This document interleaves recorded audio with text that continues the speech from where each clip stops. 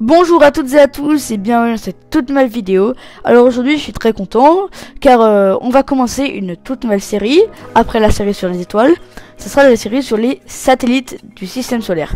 Donc voilà, même principe, à chaque vidéo je vais vous présenter un satellite particulier du système solaire. Et voilà, c'est comme la série sur les étoiles. Et je pense que cette série va être vraiment super. Donc je vous souhaite un bon visionnage car aujourd'hui on va parler de Titan. Titan est le plus grand satellite de Saturne. Il a été découvert en 1655 et il est le premier satellite observé autour de Saturne. On a longtemps pensé que Titan était le plus grand satellite du système solaire. Mais les observations récentes ont montré que l'atmosphère de Titan est si épaisse que le diamètre que l'on pensait connaître était faux. Après avoir calculé son véritable diamètre, on en a déduit que Titan n'était que le deuxième plus grand satellite après Ganymède.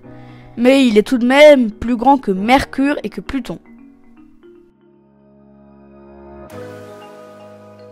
La caractéristique la plus intéressante de Titan est sans conteste son atmosphère très dense.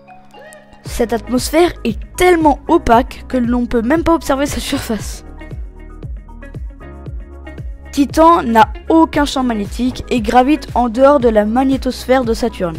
Il est ainsi exposé directement au vent solaire. À la surface de Titan, sous le manteau atmosphérique dense et opaque, la température avoisine les 94 Kelvin. Ainsi, elle est assez basse pour que les composants comme le méthane et l'éthane existent à l'état liquide et forment ainsi un océan profond de plusieurs centaines de mètres. La sonde Cassini, lancée le 15 octobre 1997, a atteint les anneaux de Saturne en juillet 2004. Au terme d'un périple de 3,5 milliards de kilomètres à travers le système solaire. La sonde, préparée durant 20 ans et d'un coût de 230 millions d'euros, s'est détachée du vaisseau le 25 décembre 2004.